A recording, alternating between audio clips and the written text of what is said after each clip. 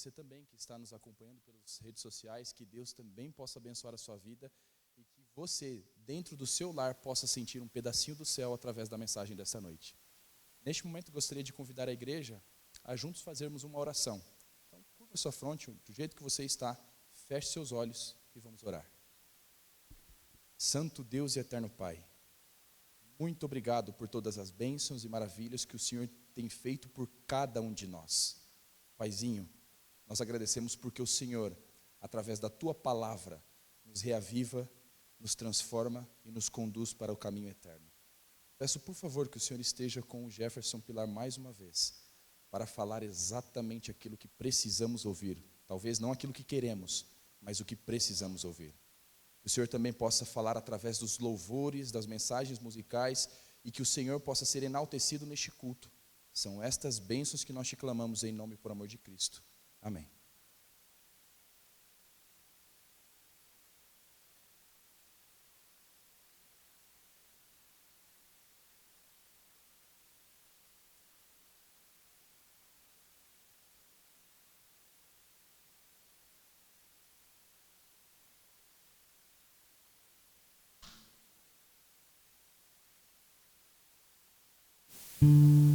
Boa noite, meus irmãos, graça e paz, que essa noite mais uma vez tenhamos uma experiência de aprendizado, né?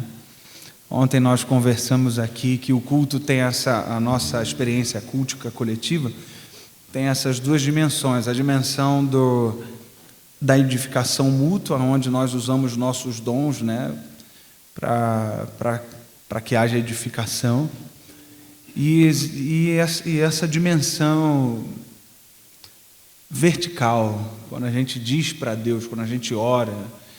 Então, o culto compreende três coisas: oração, louvor e ensino.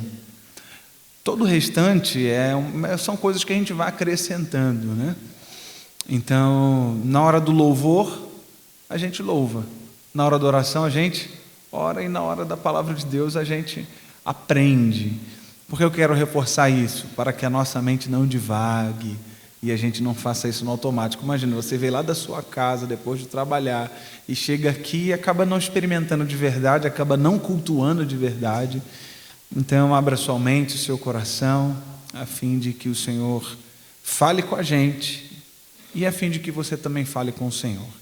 Essa música que a gente vai cantar agora, ela é um louvor, e ela tem dois temas especificamente. Ela é uma confissão, ela também é uma entrega, né? Confissão e entrega. E ela acaba entrando aí também um clamor, né? A gente já canta ela há muitos anos, bem conhecida, que é a música Renova-me, Vaso de Honra e Renova-me. Vamos fazer esse medley, né? Então, começa dizendo para Deus: Senhor, eu quero ser um vaso de honra. Você quer ser isso? Sim ou não? Faz sentido, então, dizer isso para Deus? Faz sentido, né? Então, vamos cantar isso. O refrão deságua num clamor por reavivamento. Reaviva-me, Senhor. Inspira a minha vida. Vamos cantar de modo consciente, todos nós. Estão prontos? Vamos ficar de pé? Porque sentado é uma posição muito passiva e parece que a gente vai assistir e não cultuar, né? Então é um momento nosso como comunidade. Vamos fazer juntos. Eu quero ser, cante. Eu quero ser um vaso de honra, moldado pelo Senhor, com a mensagem de amor e esperança aos homens por onde for. Reaviva-me, inspira minha vida, prepara-me para fazer o teu querer, aprofunda-me em teu poder e graça, para honrar o teu nome, Senhor, para honrar Jesus. Diga isso. Já não quero ser igual. Mais uma vez. Renova-me, Senhor Jesus. Peça a Ele isso. Põe em mim teu coração, porque tudo que há dentro de mim necessita ser mudado, Senhor, porque tudo que há dentro do meu coração necessita mais de ti, Necessita mais. necessita mais de ti, necessita mais de ti. Eu quero ser Só a igreja agora. um vaso de honra. Bonito. A igreja aqui canta forte. Continue, vocês, com a mensagem. Com a mensagem de amor. E o que? Aos homens por honra. Todo mundo agora, bem forte, bem bonito. Reaviva-me, inspira minha vida, prepara-me pra fazer o teu querer, aprofunda-me em teu poder e graça, pra honrar o teu nome, Senhor, pra honrar o teu nome, Senhor, pra honrar o teu nome, Senhor. A gente jamais pode esquecer essa dinâmica de que primeiro Deus faz em nós. A gente pede, renova-me, porque honrar o nome do Senhor só é possível para aqueles cujo coração foi renovado e transformado.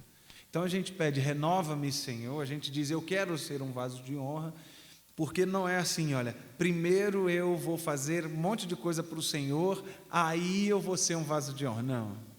Primeiro Ele me torna um vaso de honra e toda a nossa obra é sempre resultado da obra de Deus em nós. Nenhuma obra nossa é causal. Ela é sempre produto do que Deus faz na nossa vida.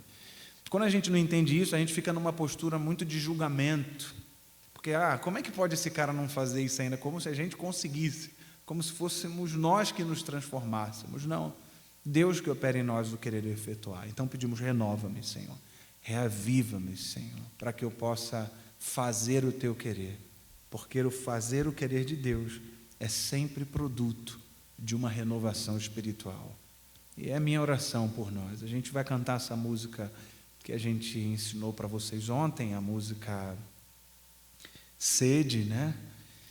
E muito feliz de ter vocês aqui numa segunda-feira, né? E espero que seja mais uma noite de renovação espiritual para todos nós.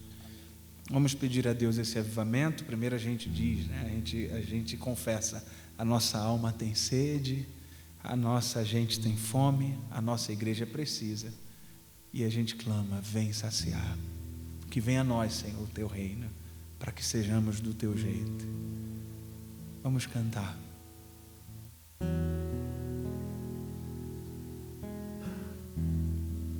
A nossa alma tem sede de ti, a nossa gente tem fome de ti, a nossa igreja precisa de ti. Vem saciar. Mais uma vez. A nossa alma tem sede de ti. A nossa gente tem fome de ti. A nossa igreja precisa de ti. Vem saciar.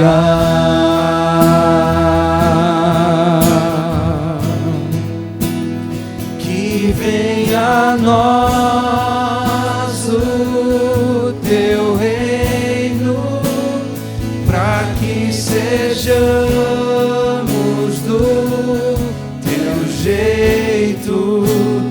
Não somos nada sem ti. Vem avivar A nossa alma.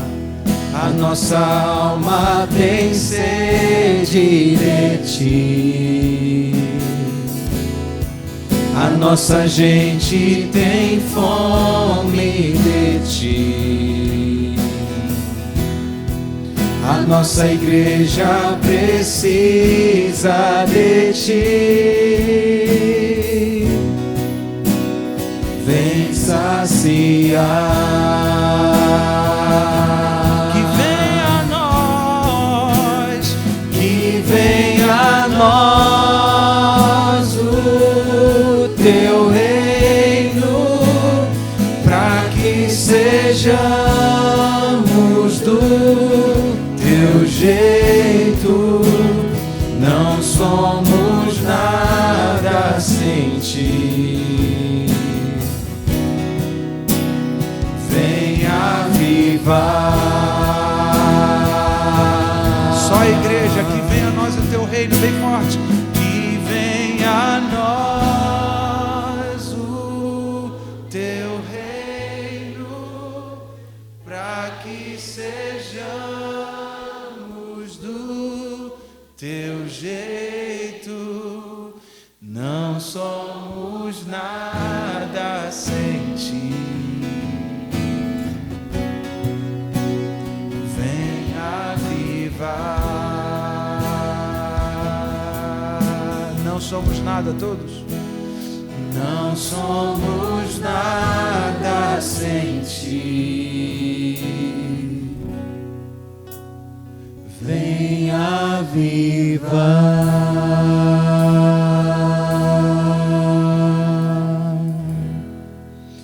Aviva a gente, Senhor, porque sem ti a gente não pode ser e nem fazer nada. Derrama sobre nós o teu Espírito Santo. Venha e estabeleça em nossa vida o teu reino, para que a sua vontade seja feita aqui na terra, na nossa vida, como já é feita no céu. Venha sobre nós o teu reino, para que possamos viver a partir da tua vontade, Senhor. Porque a gente está cansado de só ser gente que frequenta a igreja sem ter resultado prático na nossa existência. A gente quer mais do que isso, Senhor. Então aviva a gente, aviva a igreja aqui em Cascavel, aviva cada indivíduo e aviva a gente também de modo coletivo, Senhor.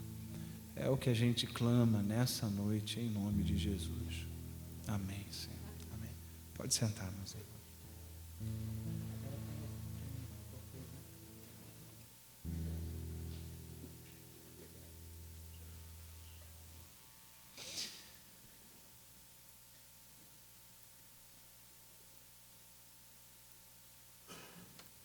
O termo alegria no céu, bem conhecida, né? Gravei uma música chamada Festa no Céu, vou tentar cantar essa semana. Mas esse termo alegria no céu só aparece uma vez na Bíblia. Só aparece em um lugar da Bíblia. Onde é? Em Lucas 15. Onde a gente vai dizer que ali tem 3 parábolas. A gente vai conversar um pouco mais sobre, mas na verdade, abre aí comigo, Lucas 15, por favor, vamos lá, vamos para o texto. Lucas 15, versículo 1. Antes de cantar essa música, olha só que interessante.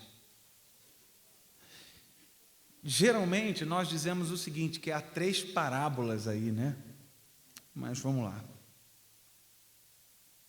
Uns vão dizer que há 3, outros vão dizer que há uma parábola dividida em 2 partes.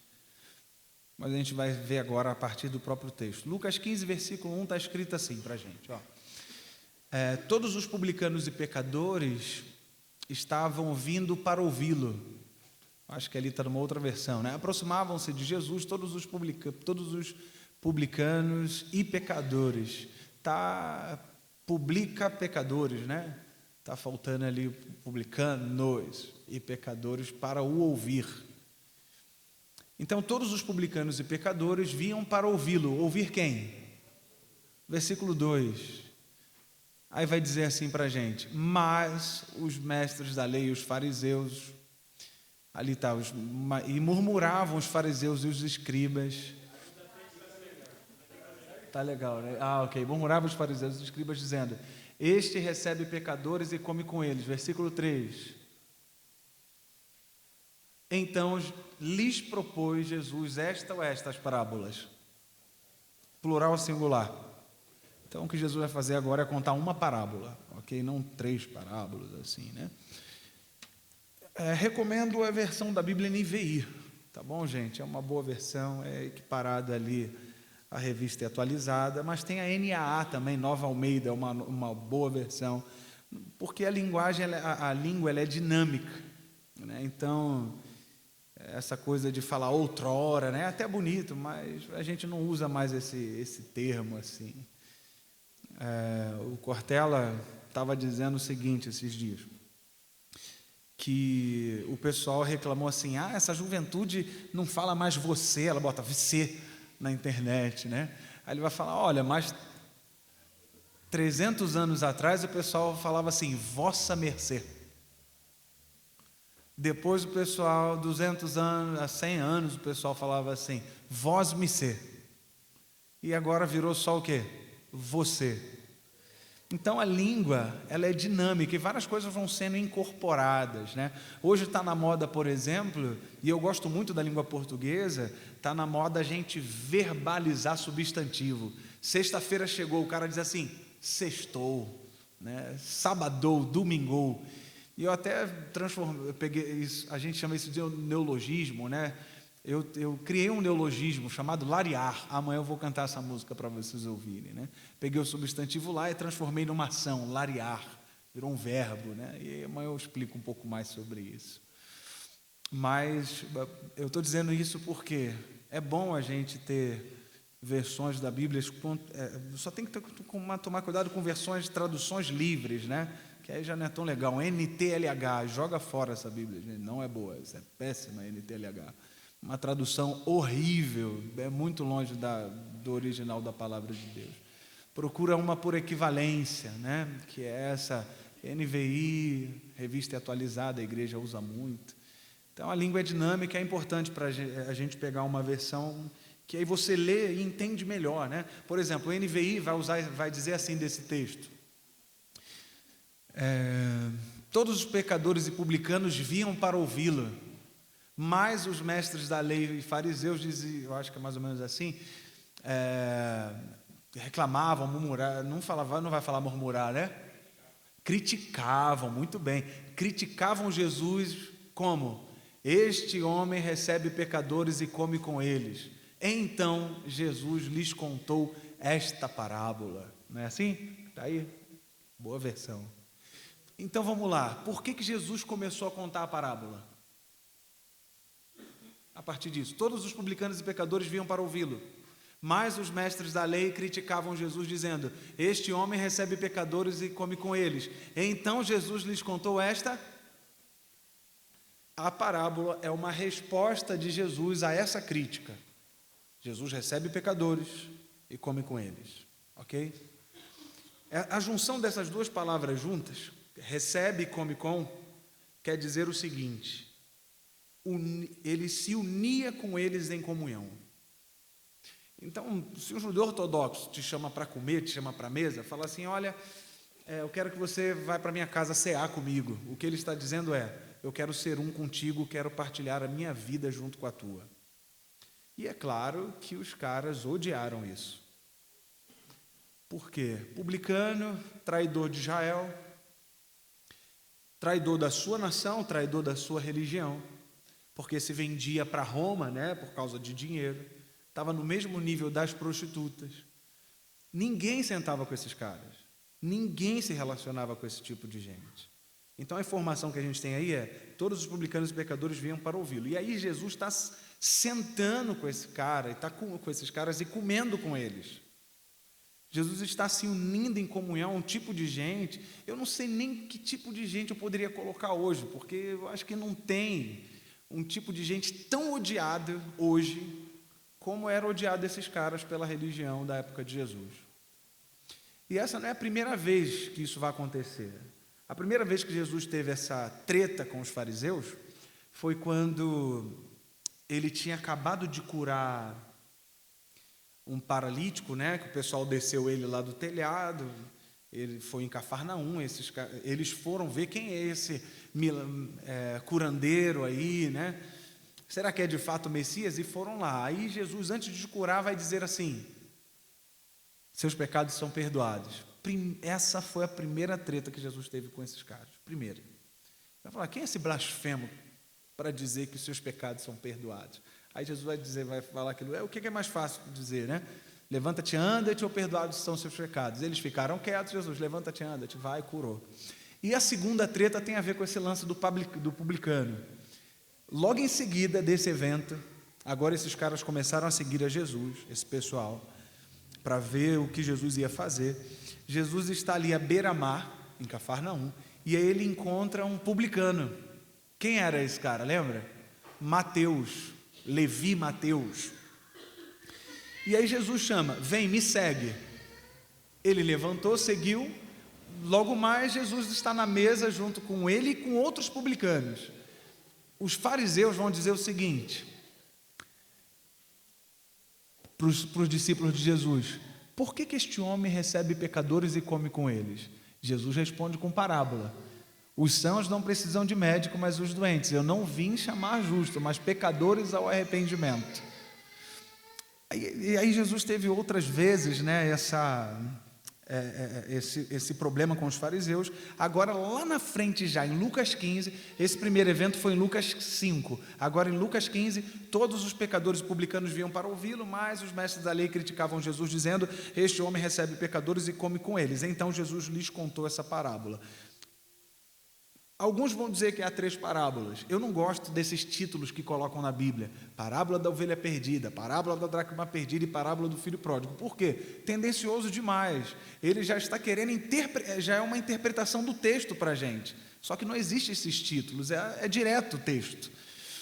Então, quando fala assim, parábola da ovelha perdida, ele está falando de ovelhas perdidas aqui, ele não está falando disso. O foco dessa parábola é o pastor, a mulher e quem? E o pai da parábola. Na primeira parte da parábola, né, que eu trato ela como se fosse uma parábola, Jesus está respondendo com a sua missão. Vim buscar e salvar quem está?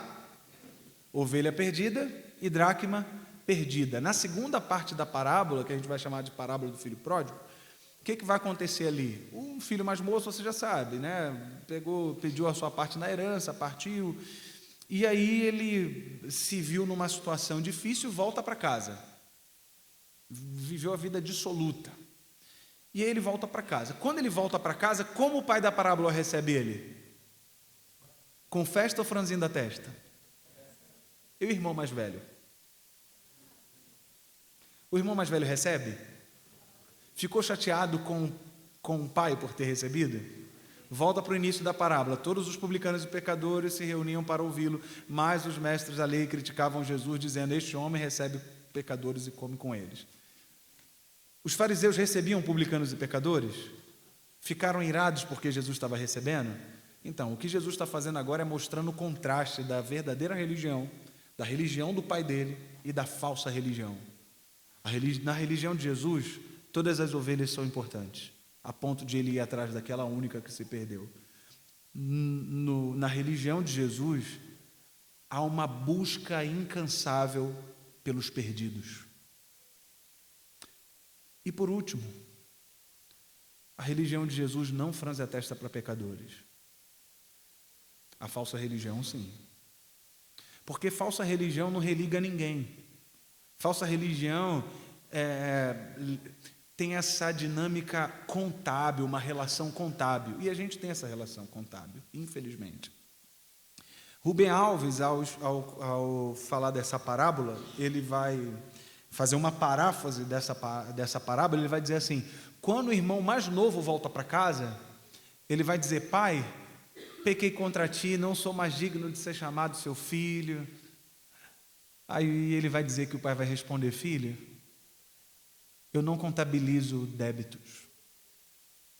A minha relação com você não tem a ver com essa contabilidade de erros, acertos. A minha relação com você tem a ver com a minha generosidade e com a minha misericórdia. O filho mais moço realmente gastou dinheiro com prostituta. Para nós, ele talvez tinha que fazer um monte de checklist para ser aceito, porque a gente fica tentando monopolizar a mesa de Jesus. É ou não? Todo mundo é bem-vindo aqui? Todo mundo é bem-vindo na sua mesa? Todo tipo de gente é bem-vindo na nossa mesa. Entende? Então a gente vai monopolizando, a gente vai limitando, pondo barreiras à mesa de Jesus, onde só é bem-vindo quem vive a cartilha igualzinho a nós. E isso exclui. Toda vez que você ouvir esse tipo de linguagem assim, olha o tipo de gente que ele senta, olha o tipo de gente que ele se relaciona, como pode ele aceitar esse tipo de pessoas? É o eco do fariseu, é o eco da falsa religião, é o eco da religião que vive a partir de contabilidade, não vive a partir da graça. Ah, mas aí a gente recebe ele assim, igual o pai da parábola, e deixa por isso mesmo? Você não pode fazer nada, eu já falei, você não faz nem dieta, né? Não consegue fazer nem dieta, quanto mais mudar a vida dos outros. O que a gente faz como comunidade é receber e ensinar, aconselhar. Agora, mudança de vida, você pode bater no cara, pode espancar, você não vai mudar. Se eu espancar você, você não vai se tornar uma nova criatura, isso é um milagre. Então o pai recebe. Na mesa do pai da parábola, não há monopólio, não há essa exclusão, é uma mesa inclusiva. E eu sei que um monte de gente odeia essa palavra. Porque se Jesus aceita esse tipo de gente, você vai ter que aceitar também. Como você não quer aceitar, tu vai rebolar para dizer que Jesus não aceita essas pessoas. E foi por isso que os caras odiavam a Jesus. Por isso que eles quiseram matar Jesus. O filho mais velho chega para o pai e vai dizer: não vou entrar nessa festa, não vou participar, não quero estar em comunhão com ele. Olha a linguagem contábil agora: filho, vamos entrar. Não vou entrar. Por que você não vai entrar? Porque eu sempre obedeci às suas ordens e o senhor nunca matou nenhum cabritinho para mim, eu é que mereço. Aí ele: filho, tudo isso aqui já é teu. E é por herança, não é por esforço. Eu não contabilizo créditos. Então, a religião de Jesus não faz contabilidades. Você não precisa se esforçar para ir para o inferno. Essa já é a sua realidade natural. Não precisa fazer nada para ser condenado e destruído. Para a salvação, sim, não obras. É aceitar a obra do Cristo. O que Cristo fez e faz na nossa vida. Aceitar essa generosidade do Pai. Mas voltando aqui, todas essas vai dizer que há júbilo no céu. Todas as partes dessa parábola. E é a única vez na Bíblia que aparece isso. Mas, nos escritos rabínicos da época de Jesus, existia o termo. Então era conhecido esse termo, a alegria no céu. Só que a alegria no céu que Jesus diz, a alegria no céu quando o quê? Quando o pecador se arrepende. Quando quem está jogado fora é trazido de volta quando o pecador é redimido. Mas nos escritos rabínicos vai dizer o seguinte: há júbilo no céu quando o pecador é esmagado e o ímpio é destruído. E tem gente que talvez pense assim mesmo, mas era assim que eles pensavam. E aí Jesus diz: não. No reino do meu Pai, a alegria do reino do meu Pai consiste na redenção de pecadores. A alegria do reino do meu Pai consiste na salvação e não da condenação. João 3,17, porque Deus enviou seu Filho ao mundo não para condenar o mundo, mas para que o mundo fosse salvo por meio dele. Não há em Deus interesse no castigo. O que há em Deus é interesse na salvação. E em você? Há interesse no castigo ou na salvação? Há interesse na condenação ou na salvação? Porque qualquer coração que se diz crente, que esteja interessado na condenação de pessoas, esse coração não está em harmonia com o coração de Jesus. Qual é a sua religião? A do pai da parábola ou a do irmão mais velho da parábola? Já imaginou Jesus, se a Bíblia disser assim da gente? Todos os publicanos e pecadores vêm para ouvir a igreja de Central aqui, né? Todos os publicanos e pecadores se sentem à vontade na mesa da igreja de Cascavel. De que lado nós estamos aí na parábola? Nós somos os que diz: como pode? Este homem recebe pecadores e come com eles. Como pode se misturar com essas pessoas? No reino de Deus, quando o cara fala assim: não, mas ele é salvo assim pela graça e é por isso mesmo. Não, ele é salvo. Sabe o que significa a palavra salvo? É salvo de tudo isso aí mesmo que a gente já sabe. A gente fica tentando, a gente fala assim: ele é salvo pela graça, mas, e quem estuda português sabe que você, quando fala mais nesse sentido, está dizendo ele é salvo pela graça, mas não.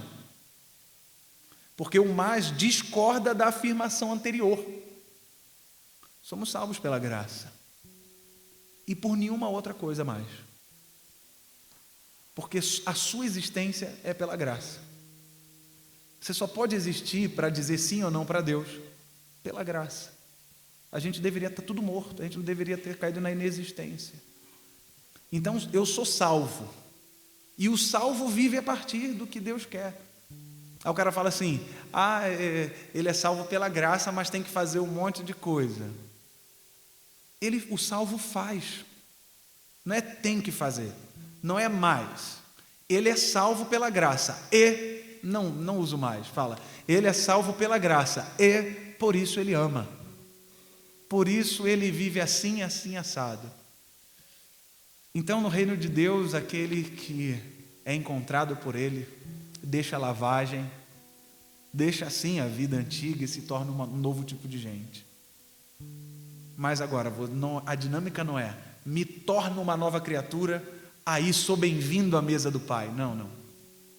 Eu vou para a mesa do Pai. E na mesa do Pai eu me torno uma nova criatura. É na mesa de Jesus. Uma outra história de publicano. Nossa, estendi demais. Era só falar um negocinho de nada antes de cantar a música, bicho. Mas vamos lá. Eu gosto de contextualizar. Um pouquinho mais à frente, isso é Lucas 15. Lucas 19. Você já sabe, você já sabe qual é a história. Jesus está indo para Jerusalém, antes passa em Jericó. Tem um cara baixinho lá que quer ver Jesus. Quem é ele? E o que Zaqueu era? Chefe dos publicanos. Ele está com vontade de ver Jesus. É claro que quer ver. Por que ele quer ver? Porque na equipe de Jesus tem um cara como ele. Quem? Mateus, Levi, na comissão de frente. Um dos apóstolos é um publicano. E ele quer ver Jesus. Subiu numa árvore, Jesus o percebe e diz o seguinte: Zaqueu, desça depressa, porque hoje eu vou me hospedar na tua casa. Aí lascou, irmãos. A multidão ficou como? Virada no giraia. O ranço se instaurou na hora. E aí o pessoal vai dizer, olha, ele se hospedou, e agora não foi só os fariseus, diz assim, ó, todo o povo, ele se hospedou na casa de um pecador, de um publicano, né? E Jesus está lá com esse cara. Eu imagino se fosse hoje um negócio desse, imagina Jesus chegando aqui, e aí, irmãos, Jesus vai almoçar na casa, pensa aí, totalmente contrário do que você, um tipo de gente que você não gosta, né? Direita, esquerda, não sei de que lado aí você pensa que é, mas vamos lá, né? Aí olha só, Jesus, veja isso aqui, ó. Aí Jesus está lá. Aí o cara chega perto de Jesus e fala assim, Jesus, vem cá, eu sei que tu está chegando agora aqui em Cascavel, aqui em Jericó, e eu não sei se te falaram desse cara aí, quem ele é, mas vem cá que eu vou te falar. Saiu na capa da Veja. Lava Jato. Foi condenado em primeira, segunda e terceira instância. É na casa desse cara mesmo que você vai comer? E Jesus fala assim, sim, porque os sãos não precisam de médico, mas os doentes. Eu vim salvar pecadores. Mas vamos dizer que seja o outro lado, né? Aí o cara chama Jesus e fala assim, Jesus, vem cá, está chegando agora aqui em Cascavel, Jesus. Não sei se te contaram, esse cara aí, ó.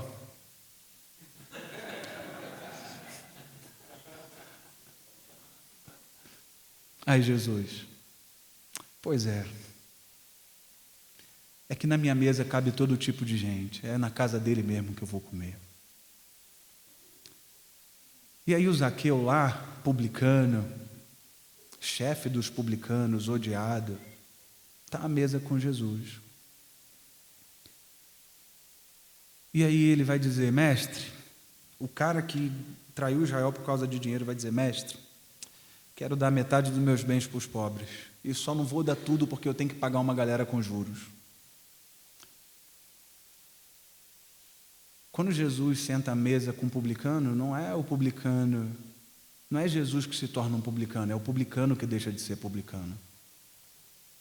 Quando Jesus senta à mesa com prostituta, Jesus não se prostitui, é a prostituta que deixa de ser prostituta.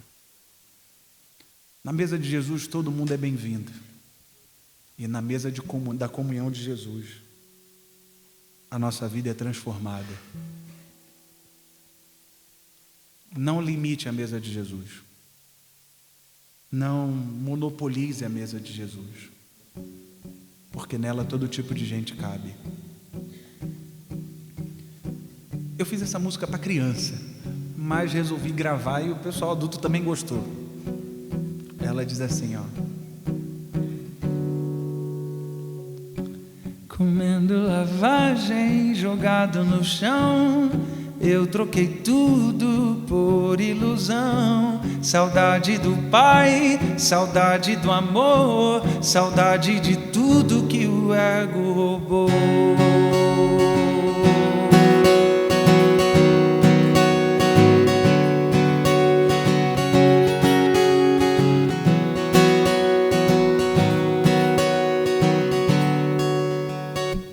Ainda lembro das broncas do meu irmão, da minha mesa farta de pão, do seu abraço acolhedor e do cheiro do meu cobertor. Ainda lembro de quando tudo era bom, de quando tinha tudo nas mãos, mas o orgulho me enganou.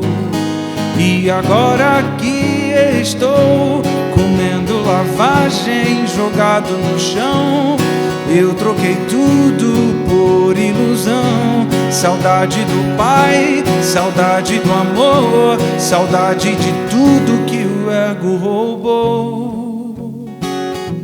Que o ego roubou. E é o ego que nos rouba de Deus e uns dos outros. Mas na mesa de Jesus há segundas chances. A gente pode recomeçar. Ainda lembro das broncas do meu irmão, da minha mesa farta de pão, do seu abraço acolhedor e do cheiro do meu cobertor. Ainda lembro de quando tudo era bom, de quando tinha tudo nas mãos, mas o orgulho me enganou. E agora aqui estou, comendo lavagem, jogado no chão. Eu troquei tudo por ilusão. Saudade do pai, saudade do amor, saudade de tudo que o ego roubou. Comendo lavagem, jogado no chão. Eu troquei tudo por ilusão. Saudade do pai, saudade do amor, saudade de tudo, tudo. Mas de longe me avistou, correu e me abraçou. Uma festa preparou.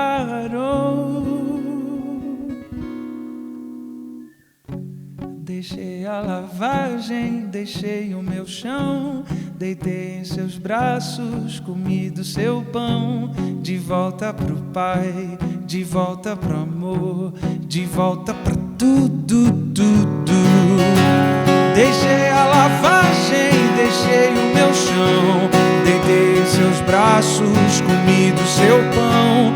De volta pro pai, de volta pro amor, de volta pra tudo que o ego roubou, que o ego roubou.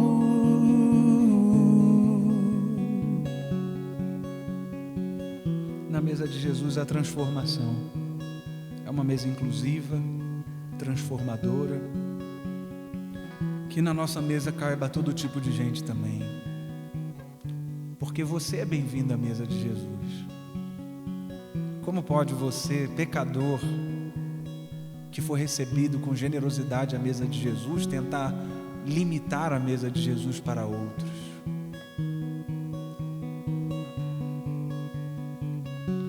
Deixei a lavagem, deixei o meu chão, deitei em seus braços, comi do seu pão. De volta pro pai, de volta pro amor, de volta pra tudo que o ego roubou.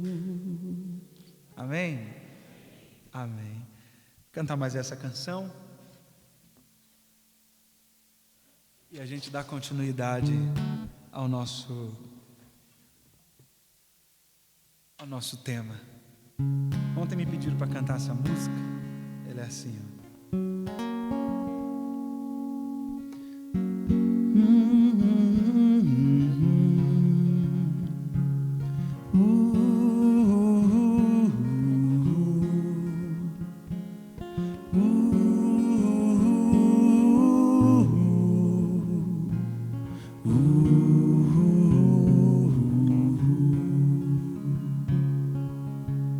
Minha sede não é de agora, nenhum rio vai saciar o meu lugar.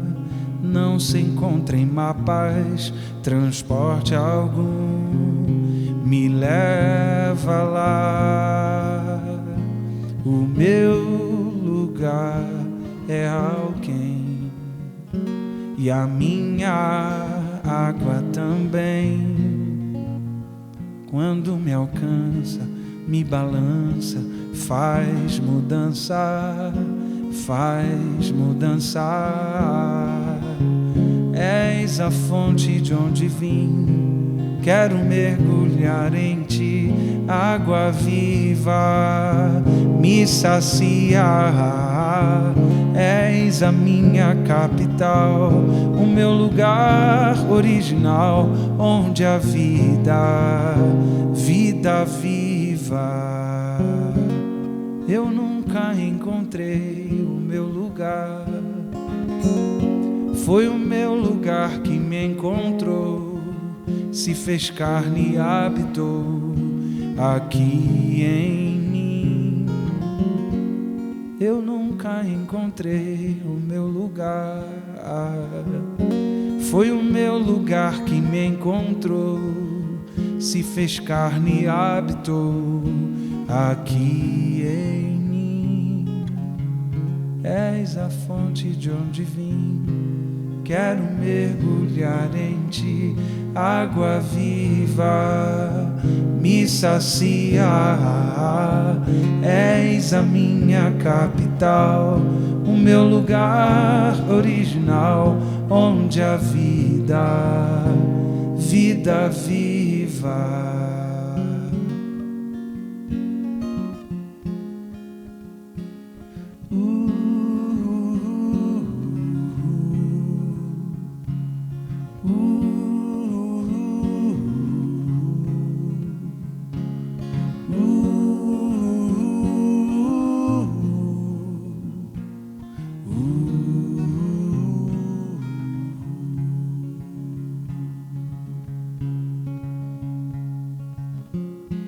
Ainda que seja a dor que me una a ti, eis meu constante orar, mais perto quero estar, mais perto quero estar, meu Deus, de ti. Mais uma vez. Eis meu constante orar, mais perto quero estar, mais perto quero estar, meu Deus, de ti.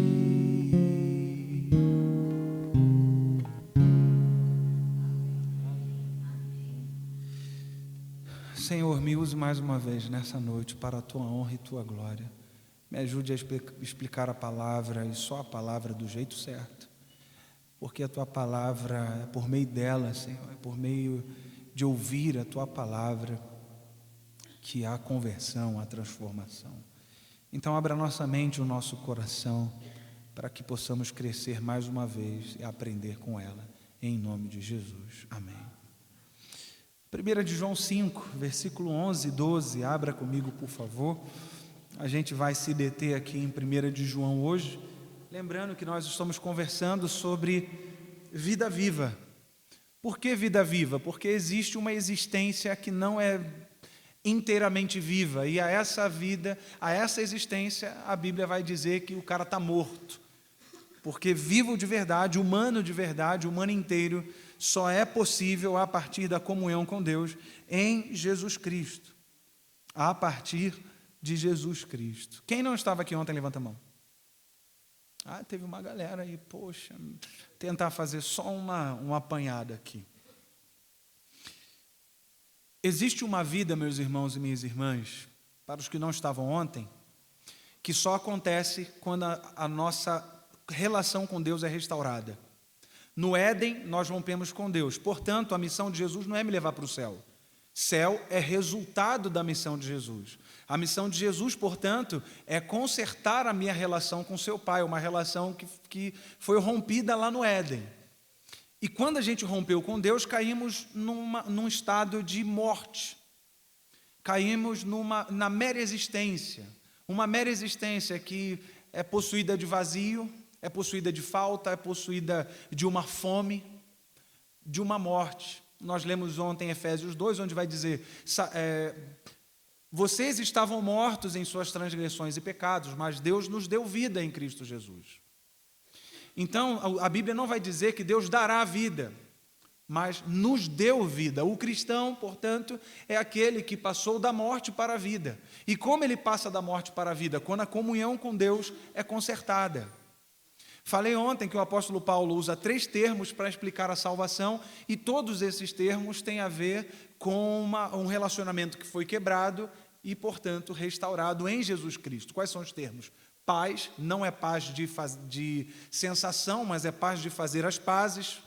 Portanto, justificados em Cristo Jesus, temos paz com Deus. Lembra desse texto, Romanos 5?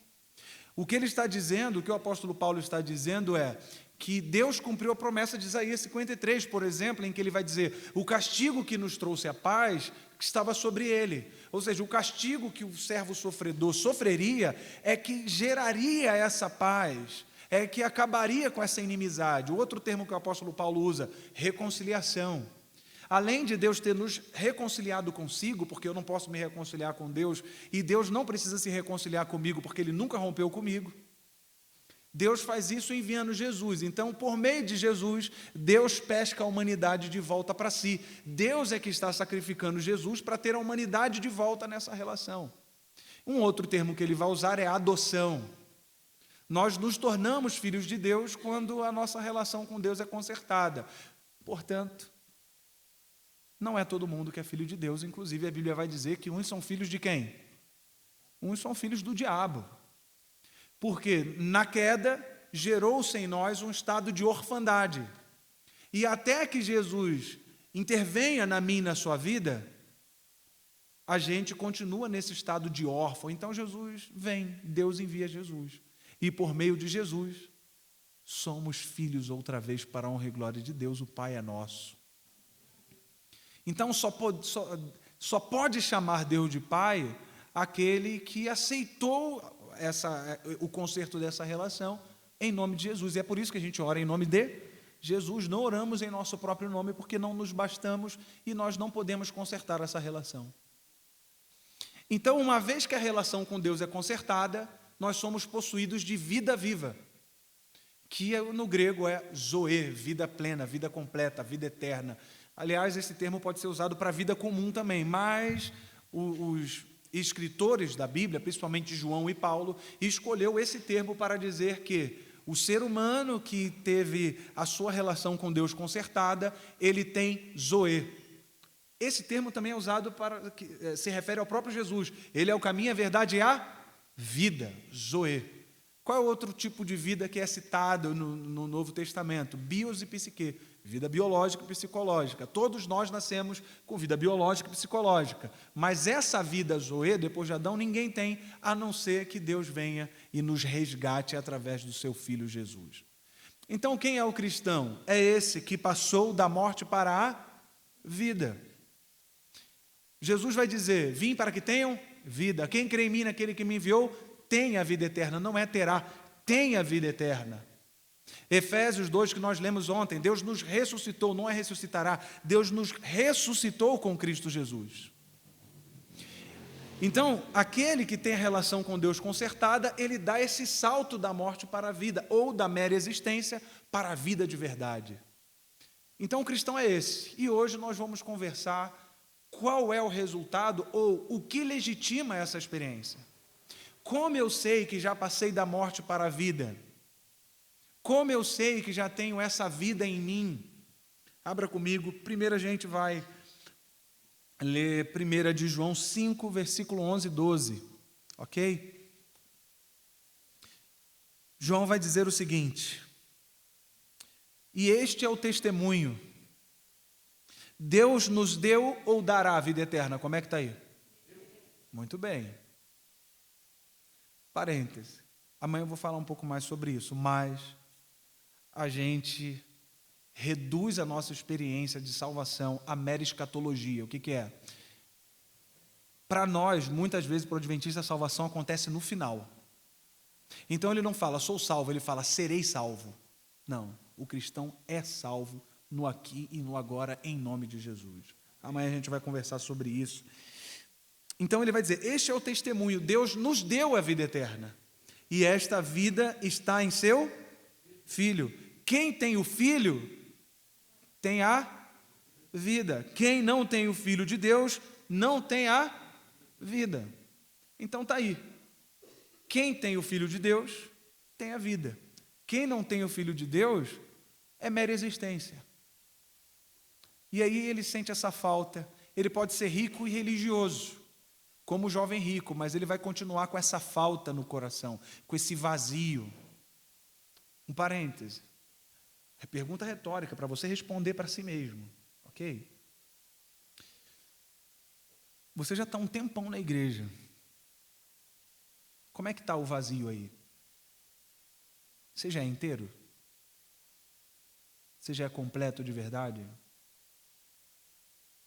Porque isso pode significar que você decorou um monte de texto bíblico, concordou com a informação, mas ainda não teve essa experiência arrebatadora de conversão, de passar da morte para a vida. Então, quem tem o Filho de Deus, tem a vida. Quem não tem o Filho, não tem a vida. Ele antes vai dizer, este é o testemunho, esta é a mensagem. Este é o testemunho de toda a Escritura. Deus nos deu a vida eterna. E isso não é um salário, é bênção. Porque salário é o que você trabalha para receber. A gente fala assim, amigo, faz um favor para mim, faz aquele trabalho para mim que depois eu vou te abençoar. Tu está abençoando ou está assalariando? Isso não é bênção, isso é salário. Se eu preciso fazer alguma coisa e aí, em troca do que eu fiz, Deus me paga com alguma coisa, isso é uma relação de negócio. Essa não é a relação da graça. Essa é a relação do desempenho. E desempenho nosso, não do Cristo. Então, nós somos abençoados. Deus nos deu a vida eterna. Deus não está recompensando com a vida eterna algo que nós fizemos antes. Porque quem merece, se o cara merece a vida eterna, é porque ele fez alguma coisa para isso. É salário. Não, Deus abençoa. Não é salário. Quem paga salário é o pecado. Deus não, Deus abençoa. Esta é a mensagem, este é o testemunho. Deus nos deu a vida eterna e essa vida está em seu Filho. O cristão, portanto, é esse que passou da morte para a vida e passou porque tem o Filho. Agora volta um pouquinho, 1 João 3,14. Se a gente perguntasse, João, vem cá, como é que você sabe que você já passou da morte para a vida? Como você sabe que você já tem uma experiência de conversão legítima? Então já sabemos que o cristão é o que passou da morte para a vida. Mas o que legitima isso? Qual é a evidência? Leia comigo, por favor, 1 João 3, 14 e 15. Sabemos que já passamos da morte para a vida. Já passamos ou passaremos? Que já passamos da morte para a vida. Por quê? Porque amamos nossos irmãos. Quem não ama, permanece na... Quem tem o Filho tem a vida. Quem não tem o Filho de Deus não tem a vida, está na morte. Então sabemos que já passamos da morte para a vida porque amamos nossos irmãos. Quem não ama, permanece na morte. Quem odeia o seu irmão é o quê? Ele está dizendo, quem mata seu irmão é assassino? Está falando isso? O que ele está dizendo aí? Quem odeia o seu irmão é assassino. Porque aquele cujo coração saltou da morte para a vida, ele vive a partir do amor. Se ele odeia o outro... Vamos lá. Imagina você tem aqui um ancião da igreja ou algum líder da igreja. O cara lê o texto bíblico, sabe um monte de coisa, mas você vai conversar com ele, ele é possuído de ódio. Ok? Fala mal de todo mundo, de tudo e de todos. Está sempre com vontade de condenar o outro, mesmo ele sendo um líder. Eu estaria errado em olhar para o irmão e dizer o seguinte: então, irmão, sabe por que você faz tudo isso? Porque você não é convertido, você não deveria ser líder dessa comunidade. Eu estaria pecando em dizer isso para ele? Mas não pode não, falar isso não. Porque seria brabíssimo falar isso para um cara, não é não? Mas essa é a verdade. Se você odeia, chama os outros de imbecil, de idiota, franze a testa, devolve tapa, não é possível dizer que você passou da morte para a vida. Você tem um nome escrito no livro da igreja, mas não posso dizer que você tem um nome escrito no livro da vida. Aliás, ter o nome escrito no livro da igreja, na secretaria, não é o mesmo que ter o nome escrito no livro da vida. Sabemos que já passamos da morte para a vida porque amamos nossos irmãos. Quem não ama permanece na morte. Quem odeia o seu irmão é assassino. E vocês sabem que nenhum assassino tem vida eterna em si mesmo. Nenhum assassino tem zoe. Nenhum assassino tem vida de verdade em si. Duríssima essa mensagem. Sim ou não? duríssimo.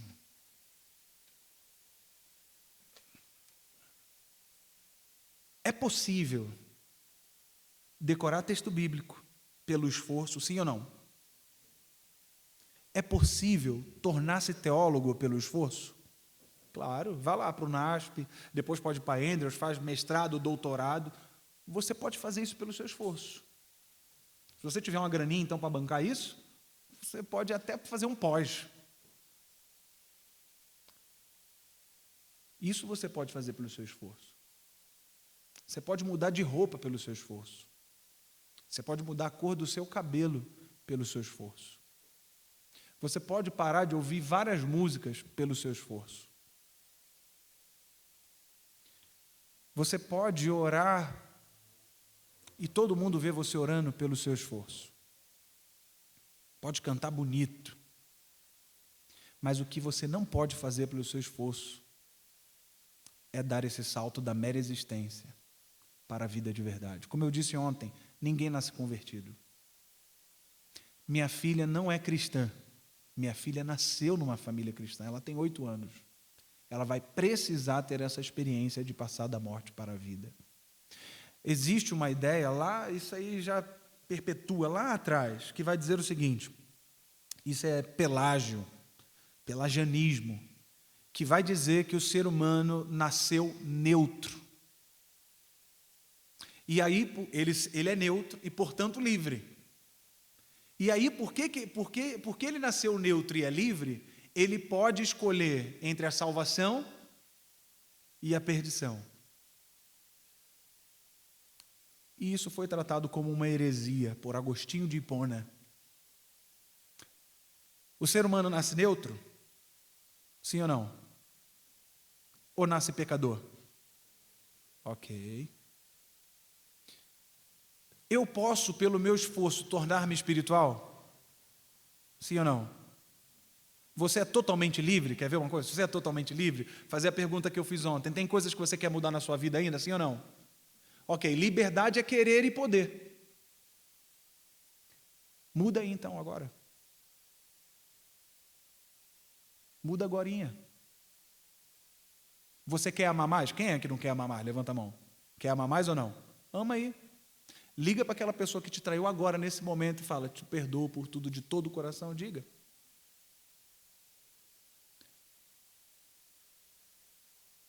Porque amor é um milagre. Não dá para fabricar esse amor. O amor é precedido por transformação. Tem que passar da morte para a vida.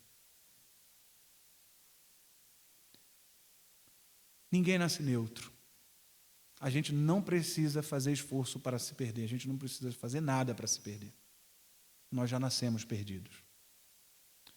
Todavia, Deus, que é rico em misericórdia, pelo grande amor com que nos amou, deu-nos vida em Cristo Jesus. Pela graça sois salvos. Então, pelo nosso esforço, você pode se tornar um acadêmico, pode se tornar um religioso, pode fazer um monte de coisa de estética religiosa. Aliás, os fariseus adoravam essa questão da estética religiosa, e Jesus vai criticar duramente isso. Jesus não está criticando a estética religiosa, está criticando a ideia de que a aparência, só porque você aparenta ser crente, você é crente de verdade. A gente não pode confundir aparência com essência. E aí Jesus vai criticar isso, vai dizer, o problema de vocês fariseus é que vocês limpam só o exterior do copo, aparência. E como é que está o interior do copo? Sujo. Outra vez, ele vai dizer, vocês são sepulcros o quê? Caiados. Por fora é o quê? Bonito. E por dentro? Morte. Podre.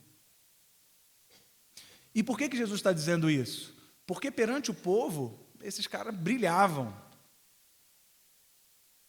Aí Jesus vai dizer assim, não orem, quando você for orar, não faça como os fariseus, porque eles gostam de ser vistos orando. Eles gostam de ser vistos praticando essas obras exteriores de religião. Eles adoram isso. Não faça como eles. Vai para o seu quarto e ora ali ao Senhor que te ouve ali em segredo e tal.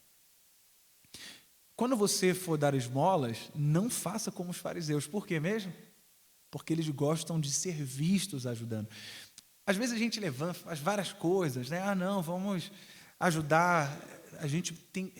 O cara não pode nem falar assim, ajudar ao pobre é uma das coisas que ajuda ao necessitado é comum na vida de todo cristão. Compartilhar.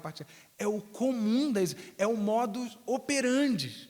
É o ser do cristão. Ele ajuda o necessitado, cuida da viúva. Não tem jeito. Isso é comum a ele.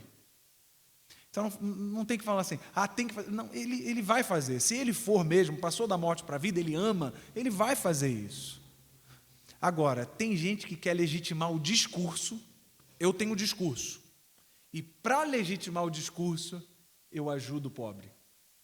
Não estou ajudando porque passei da morte para a vida. É porque eu estou querendo legitimar ou o meu discurso ou o meu movimento. Olha o que a gente faz. E aí posta na internet, né? Você já viu a imagem do pessoal, o cara tirando foto, dando dinheiro, dando esmola. Então Jesus vai criticar duramente essa redução à vida espiritual a uma experiência simplesmente estética. E a gente sempre vai julgar pela estética, sim ou não? O nosso problema sempre é estético, é ou não? A gente faz isso o tempo todo. Roupa, jeito que está tocando, jeito que está falando. E é por isso que esse julgamento está fora da nossa alçada, não cabe a nós.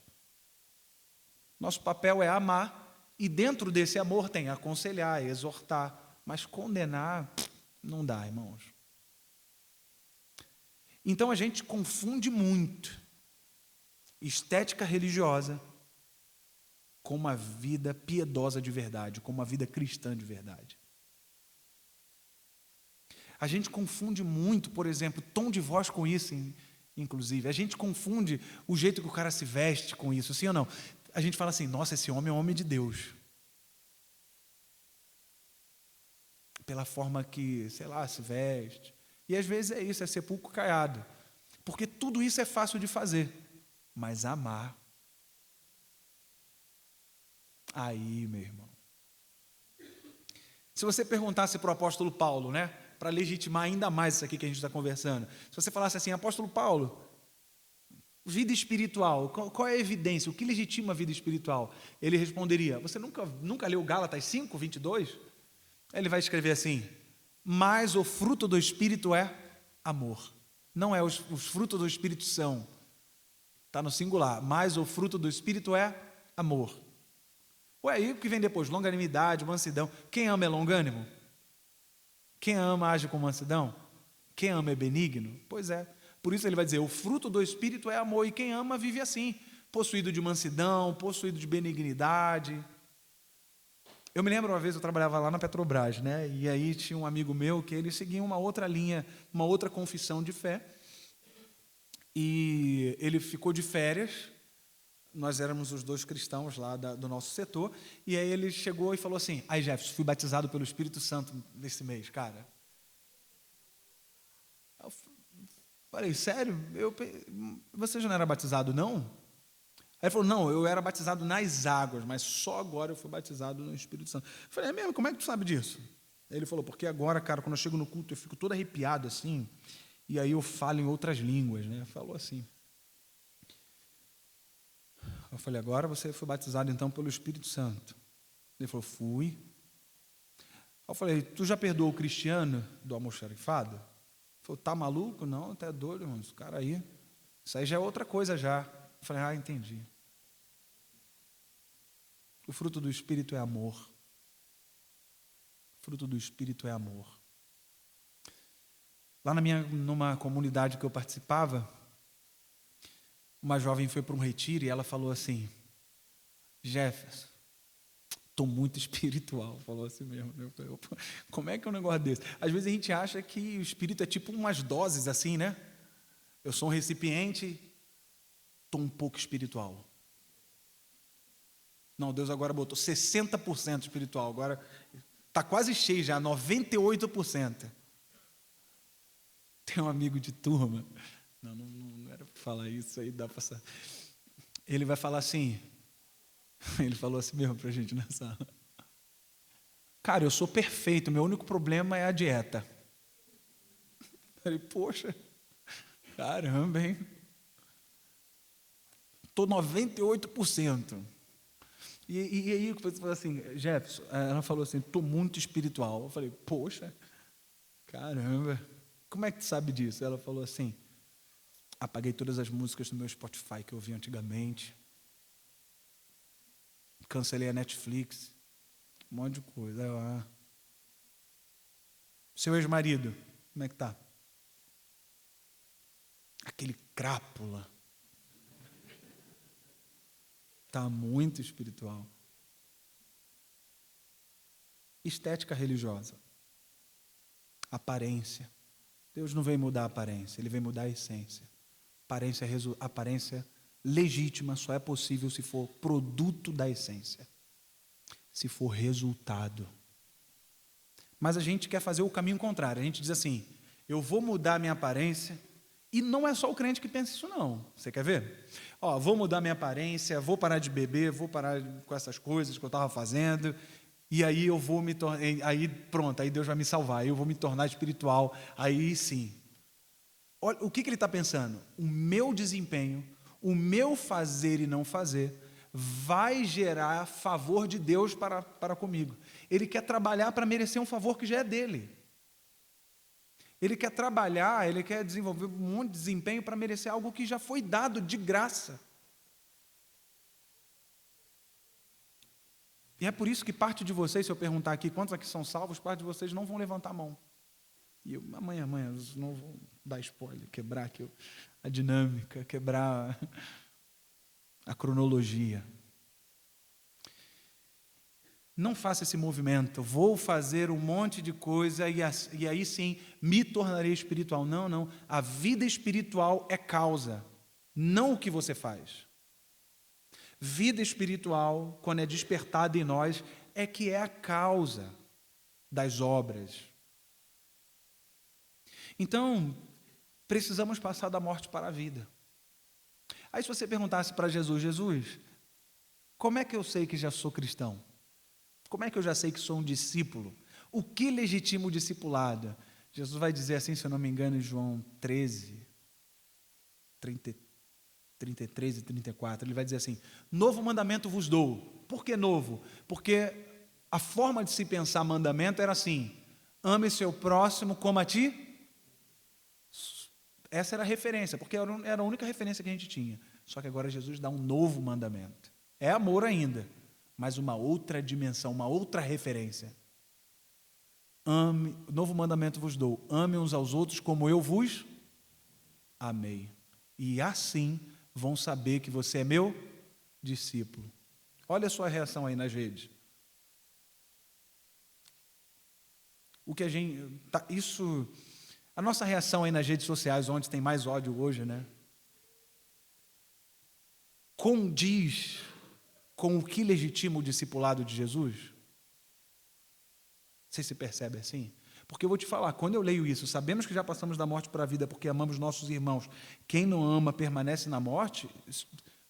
Quando eu olho para esse texto, ele olha de volta para mim, ele praticamente está dizendo que eu sou só um cara que canta na igreja, frequenta a igreja e decorou o texto bíblico. Mas que tipo de amor é esse? É um amor altruísta. Ele não é egocêntrico, ele é altruísta. É um amor outrocêntrico. É um amor sacrificial. Quando Jesus vai falar sobre isso, ele vai dizer assim, no Sermão da Montanha, ouviu o que foi dito? Ame seu amigo, odeie o seu inimigo. Eu, porém, vos digo, ame seu inimigo. Ore por quem vos persegue. Abençoa quem te amaldiçoa. Se alguém tomar o que é teu, bota na justiça não. Deixa levar. Dê a outra face. Sede misericordioso como o vosso Pai é. Quer fazer revolução? Está aí. E sem andar na contramão do mundo. Porque o nosso mundo funciona no toma lá da cá. Mas do reino de Deus é ficar com os dois lados da cara ardendo. No reino de Deus, a gente prefere ser vítima a fazer vítima. Jesus, em vez de fazer vítima, foi vítima para dar a salvação. Quando Jesus diz, dê a outra face, você poderia dizer, mas eu tenho direito. Mas Jesus responderia, mas o meu reino não funciona com direitos. Meu reino é a partir da graça. E a graça exclui o direito. Eu tenho direito a isso e aquilo. Não, você tem direito à morte a partir da palavra de Deus. Esse é o problema quando a gente faz uma leitura da humanidade sem olhar para as Escrituras. Você é um campeão, você merece, você é o cara, você consegue, você vai fazer isso e aquilo, aquele discurso mais coach. E aí, se você for ler, tem uma linha da psicologia que vai dizer que você é vítima, resultado do meio. Pronto, tirou toda a sua culpa. Não, a Bíblia vai dizer, não há quem busque a Deus, não há quem o entenda, não há quem faça o bem. Todos pecaram. Não há ninguém que seja bom.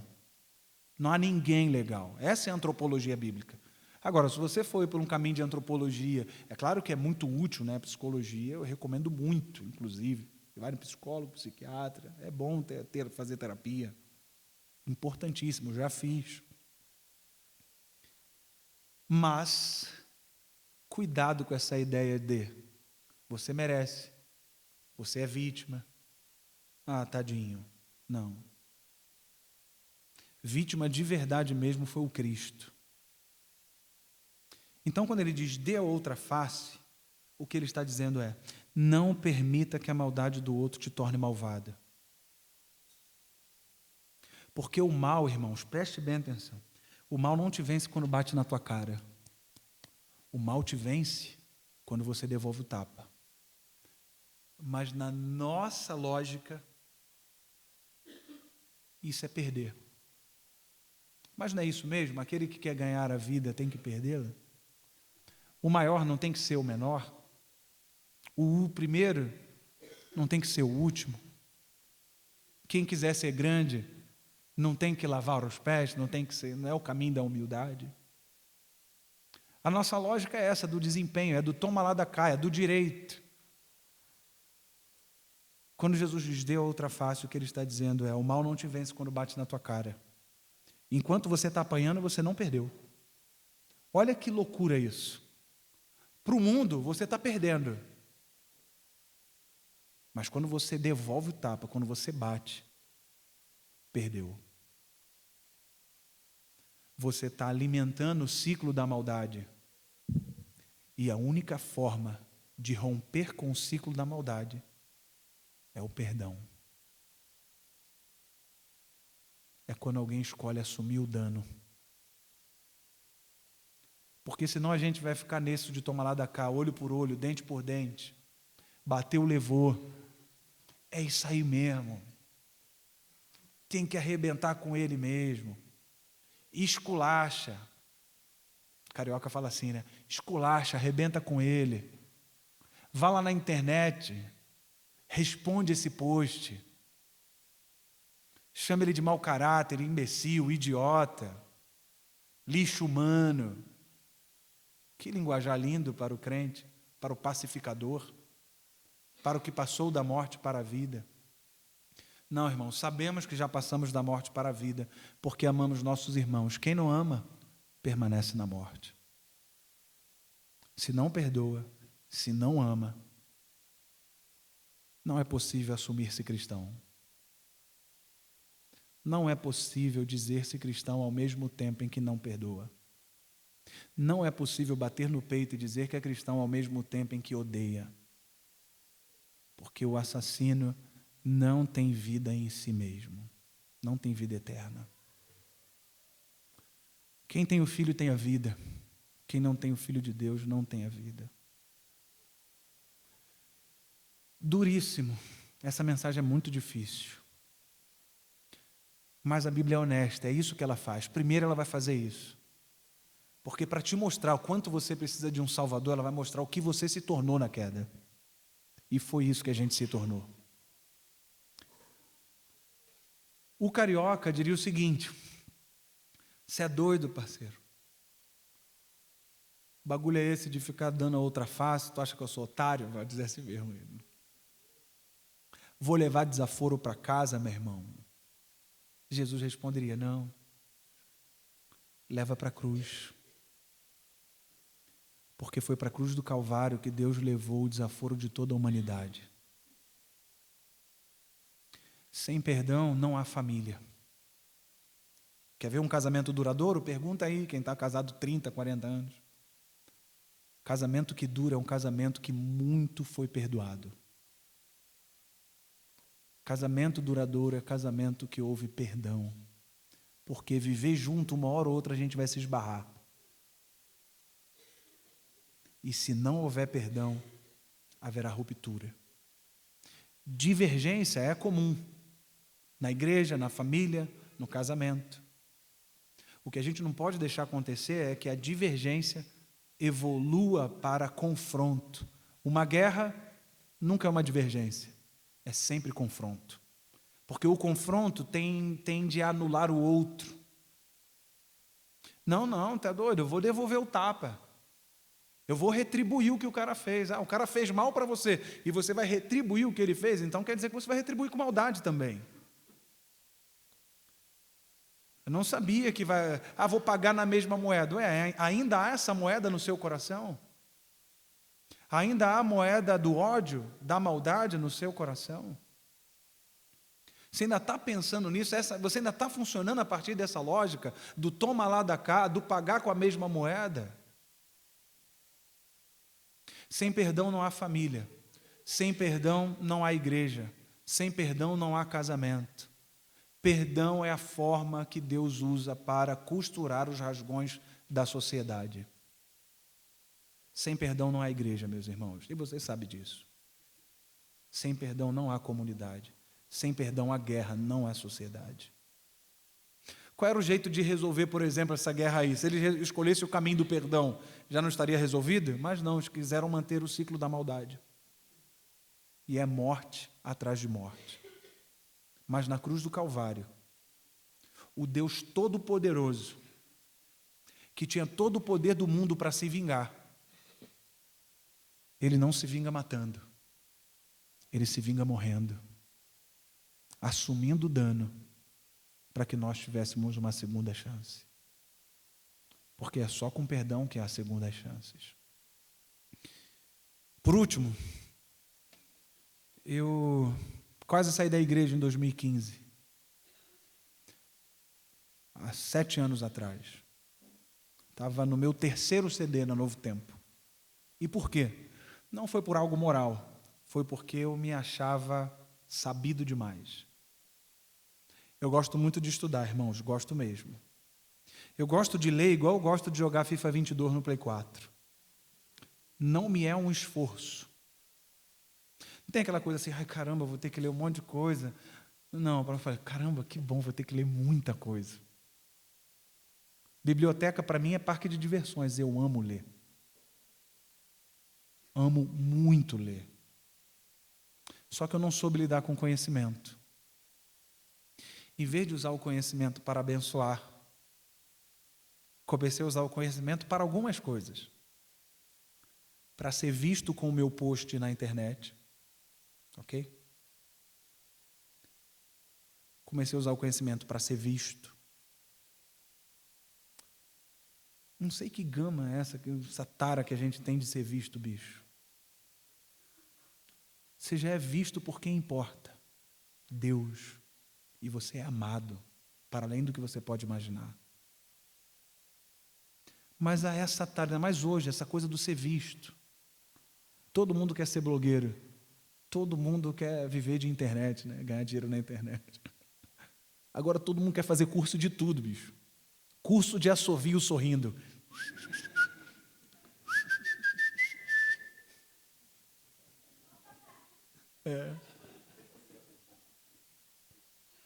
Curso de como eu varro a minha casa. Curso de tudo, todo mundo quer ser visto, todo mundo quer viver de internet, né, bicho? Mas, sobretudo, todo mundo quer ser visto. O cara faz um post, você nunca viu o cara na vida, nem conhece ele, escreve um monte de coisa já condenando, nunca sentou com o cara para conversar com ele na vida. E já quer pressupor o porquê que ele escreveu aquilo. Por que eu estou dizendo isso? Há um tempo atrás eu falei assim, poxa, eu vou postar uns textos bíblicos na internet, recente, só texto bíblico. Aí escrevi, pela graça sois salvos mediante a fé, isso não vem de vós, é dom de Deus, progressista.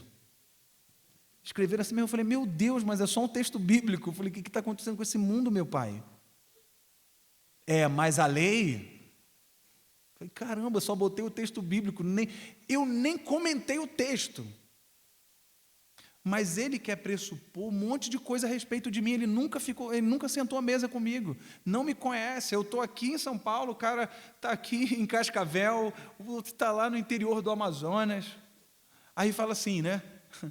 Esses dias, quando eu escrevi esse texto, tinha passado umas 3 semanas aí que o Vocal Livre lançou aquela música, o pessoal fez um escândalo, meu Deus do céu.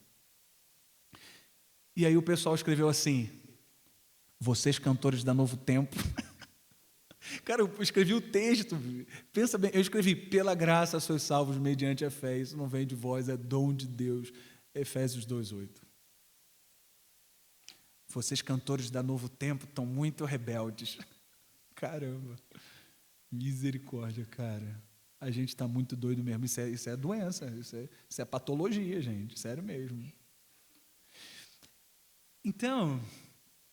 Eu fazia isso também. Aí eu usava o conhecimento para vencer o outro. Eu pesquisava os nomes dos caras da internet que gostavam de polêmica e comentava todos os posts dele, todos. Escrevia texto enorme, comentava tudo o que acontecia, comentava tudo. Aí escrevia com base teológica, eu falava grego, botava parte grego, hebraico, eu usava termos difíceis, soteriologia, e lá na frente, um monte de coisa lá, porque eu queria ser visto, queria ser percebido, queria ganhar likes. Usei o conhecimento para ser visto, mas também usei o conhecimento para vencer pessoas. E aí me tornei, o que eu vou usar na minha música Tragédia lá que eu gravei, que é copo cheio. Que termo é esse? Num copo cheio não cabe mais nada, não cabe nem mais uma gota. Me tornei um tipo de gente indialogável. E comecei a usar o conhecimento para bater em gente. Resultado disso, não conseguia mais cultuar. Porque culto não se assiste, culto se presta. Eu não vinha para o culto para cultuar. Sabe para que eu vinha? Para avaliar o pregador ou o cantor. E aí o pregador era sempre a minha sobremesa do almoço de sábado. Parênteses, a gente fica falando assim, meu filho está fora da igreja, isso e aquilo, a gente até conversou sobre isso, mas todo sábado você na mesa só fala mal da igreja e fala mal de pregador, de cantor, fala mal de todo mundo e você quer que o seu filho ame a igreja, você a odeia. Odeia a igreja, sempre falou mal da igreja o tempo todo. E fala isso na frente do seu filho de 13 anos, 12 anos, que não tem maturidade nenhuma para lidar com essas coisas. Aí depois chora, meu filho está longe da igreja. Claro, você pintou uma igreja horrível. Pintou um Deus horrível. Aí ele olha para você e fala assim, poxa, a Bíblia fala de amor, meu pai é cristão, ancião, pastor, está cheio de ódio o tempo todo. Então não funciona. Se não funcionou para ele que é pastor, como é que vai funcionar para a minha vida? Fecha parênteses. Então eu era assim. Não conseguia mais cultuar. Tratava o culto como um produto. Aí, uma vez eu estava com a minha esposa no mercado, ela falou assim, você está muito chato, o que está acontecendo com você? Eu falei, é isso mesmo. Nem fui dócil, né? Não, é isso mesmo, é porque eu estou cansado dessa igreja, vou embora da igreja. Eu falei, é assim mesmo.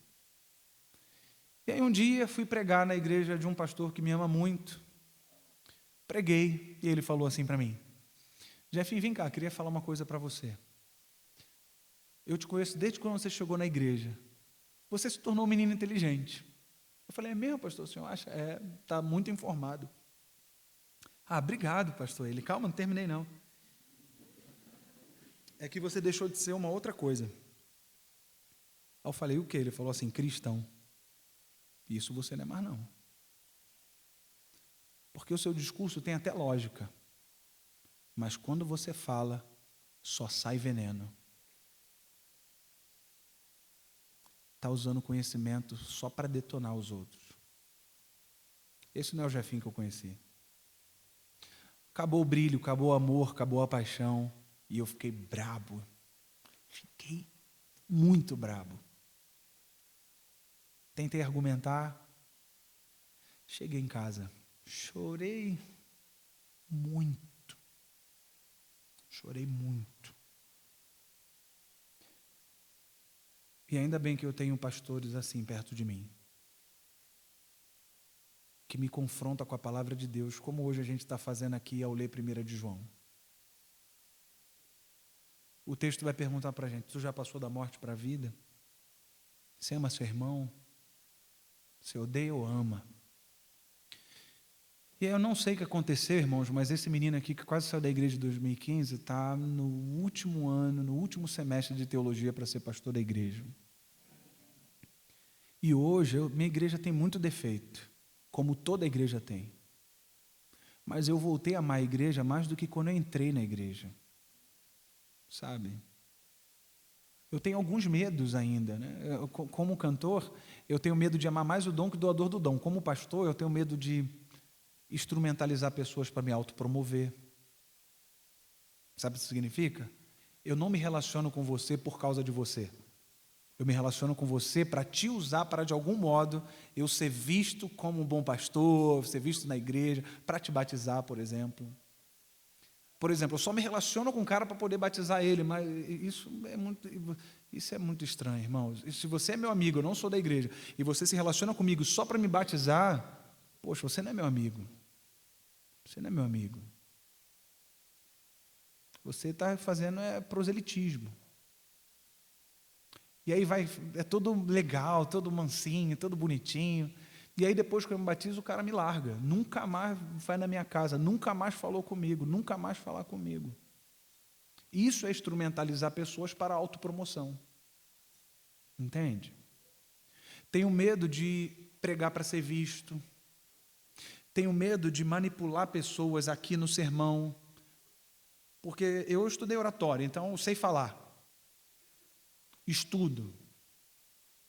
Toco, canto, tenho um sorriso legal. Assovio sorrindo. Com um tom de voz correto e fundo musical correto, irmãos, como eu falei, eu faço você me dar até a chave do seu carro. E tem um monte de gente que faz isso, e lota a igreja fazendo isso. Então eu tenho esses medos. Mas hoje, voltei a essa coisa do amar a igreja. Então é possível. Existe um jeito certo de olhar para a igreja. Rubem Alves vai dizer: só vê beleza fora quem tem beleza dentro. Coração feio vai ver feiura em tudo, mas coração belo vê beleza até no meio do caos. Ellen White vai dizer: o amor tem bons olhos. Quem ama enxerga bem o outro. E aí aprendi algumas lições. A primeira delas é que mente sabida não é sinônimo de mente convertida. Não confunda isso. A gente confunde isso ou não? Tu vê um cara que sabe muito de Bíblia, decorou um monte de texto bíblico, sabe teologia pra caramba, e a gente fala: poxa, tá aí um cristão, caramba, que pastorzão, né? E às vezes ele é um canalha. Às vezes ele bate na sua esposa. Usa o conhecimento para diminuir o outro e não abençoar o outro. Entende? Então, mente informada não é sinônimo de mente transformada. Mente sabida não é sinônimo de mente convertida. Eu aprendi, então, hoje, eu prefiro perder no debate que perder gente. Porque gente é o que há de mais sagrado aqui. Gente é o que há de mais sagrado aqui. Deus deu a sua vida por causa de gente. Então, quando eu estou conversando com alguém, principalmente essa área de teologia, quando eu estou conversando e vejo que o cara já está muito... Já viu já, né? Quando você conversa com alguém, você já sabe que o cara está brabo já, porque você pensa diferente dele. Aí eu falo: você tem razão, você tem razão. Porque ele é copo cheio. ele é ponto final. Com gente ponto final não há diálogo. Só com gente reticências. Só com gente que sabe que não sabe de tudo. Só com gente que sabe que a vida é complexa. Em copo cheio não cabe nem mais uma gota. Eu era um copo cheio. Mas hoje estou mais reticências. Estou mais aberto. A mente e o coração para ouvir. E sobretudo não quero vencer meu irmão, porque vencer o irmão é perder. Eu quero é cooperar. A minha oração, meus irmãos e minhas irmãs, não é que a gente ame, porque isso é resultado. A minha oração é que Deus avive a gente. A minha oração é que estejamos de fato no Filho de Deus, porque quem tem o Filho tem a vida. Quem não tem o Filho não tem a vida. A minha oração é que a nossa conversão seja de verdade, porque sabemos que já passamos da morte para a vida, porque amamos nossos irmãos. Quem não ama permanece na morte. Qual é o meu apelo? Tem alguém que você precisa perdoar? Tem alguém que você precisa pedir perdão? Por que eu sempre faço esse apelo quando eu faço esse sermão? Porque eu já vi acontecer. E aí você pode fazer isso mandando uma mensagem para essa pessoa no seu WhatsApp. E às vezes foi por causa de uma bobagem de 10, 15, 5 anos atrás, bicho. Por causa de cargo, por causa de instrumento, por causa de roupa. E você rompeu com essa pessoa. Será que é alguém da sua família? Será que é alguém aqui da igreja? Estava em Goiás e quando eu estava falando isso, um cara levantou a mão assim, né? E quando o pessoal levanta a mão na hora do sermão, eu finjo que nem vejo, né? Continuo falando. Aí eu, e isso ia falando. Pronto, isso aí você já está se desconcentrando da sua mensagem, inclusive. Aí ele, psiu, psiu. Aí eu, pois não, irmão. Aí ele, esse moço que está aí à sua direita no primeiro banco, não tem esse moço que está aí? Saí da igreja por causa dele.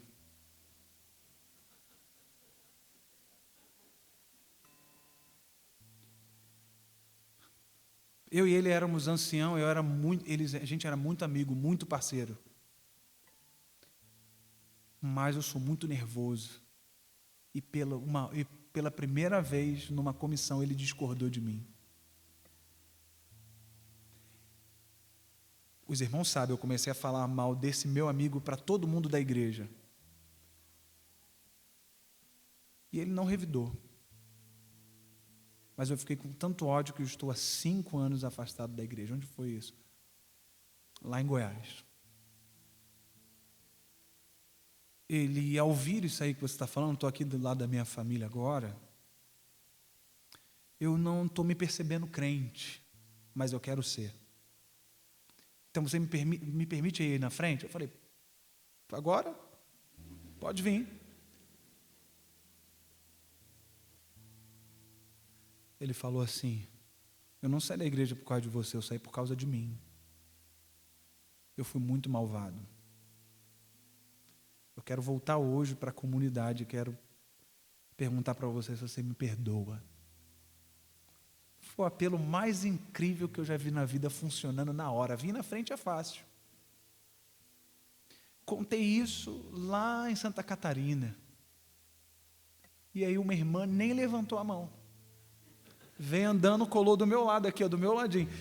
Às vezes eu penso que é doido, na verdade, né? Porque eu não teria essa coragem assim de ir na frente, né?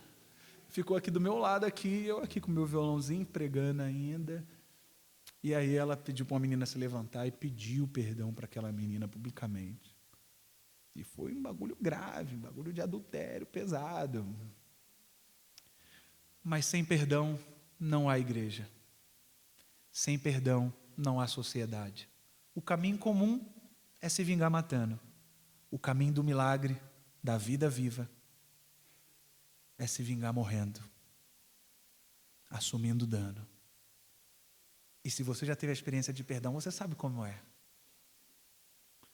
Quando você perdoou ou fez as pazes com alguém, é um dia muito feliz, não é não? Fala aí. Tu fica todo empolgado assim, aquela coisa, caramba. Não vou pedir para você vir aqui na frente, levantar a mão, nem colar aqui do meu lado, por favor. Mas se tem alguém que você precisa perdoar aqui, não precisa fazer isso também publicamente, se não quiser. Mas aproveite essa chance. Vá lá e diga: você é amado, eu sou amado. O inimigo hoje perdeu, porque Jesus venceu aqui no nosso meio, no seu coração. Sem perdão não há família. Que venha a nós o teu reino, para que perdoemos do seu jeito. Não somos nada sem ti, Senhor. Venha avivar. A nossa alma tem sede de ti. A nossa gente tem fome de ti. A nossa igreja precisa de ti. Vem saciar. Bem forte. A nossa alma tem sede de ti. A nossa gente tem fome de ti. A nossa igreja precisa de ti. Vem saciar.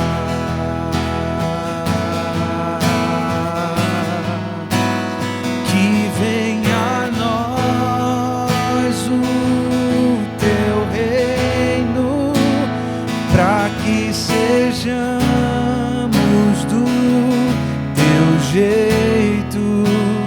Não somos nada sem ti. Vem avivar. Que venha a nós, cante. Que venha a nós para que sejamos do teu jeito. Não somos nada sem ti. Vem avivar.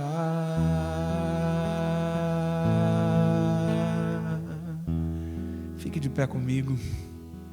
Vamos orar. Perdoe meu irmão, perdoe minha irmã. O perdão é a cura, é o caminho da cura. Não consegue? Clame a Deus, peça a Ele: Senhor, venha a nós o teu reino, Senhor. Aviva a gente. Me ajude a estar no seu Filho, porque quem está no seu Filho tem a vida. Vida viva, amor vivo. Feche seus olhos. Muito obrigado, Senhor, pelo que experimentamos aqui nessa noite. Duríssimo esse discurso. Duríssimo olhar para a Bíblia e ela olha de volta para a gente e a gente perceber que a gente está odiando, que a gente, nossa Senhor, sei lá. O que aconteceu com a gente, Senhor?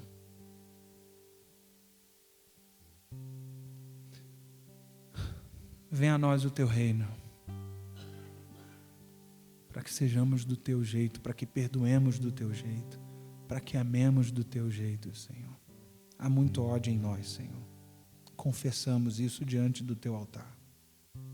Há ódio na gente.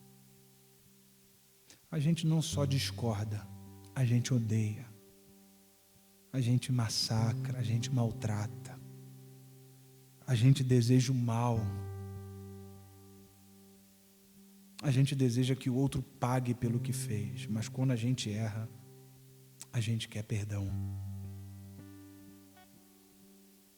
Quando a gente derruba o outro, na área a gente diz que não é pênalti, mas quando nos derruba, a gente clama por justiça, mas quando a gente derruba, a gente clama por perdão. Quando é um amigo nosso que a gente ama muito que erra, aí é perdão, aí é Novo Testamento.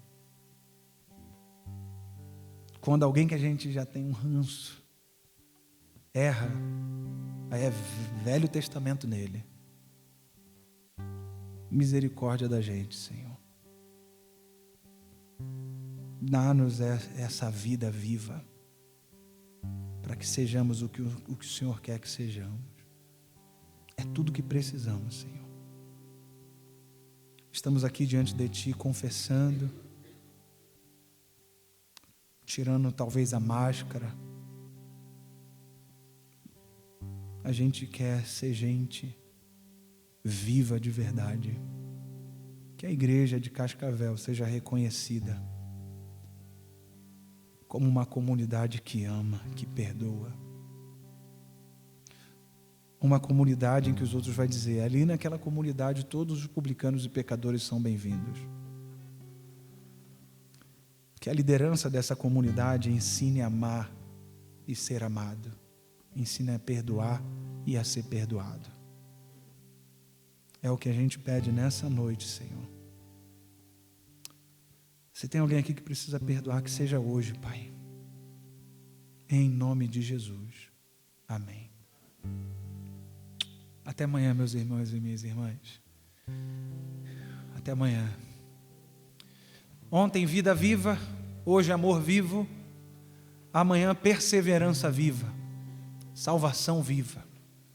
Traga os seus amigos e espero ter sido uma bênção. Espero ter sido útil.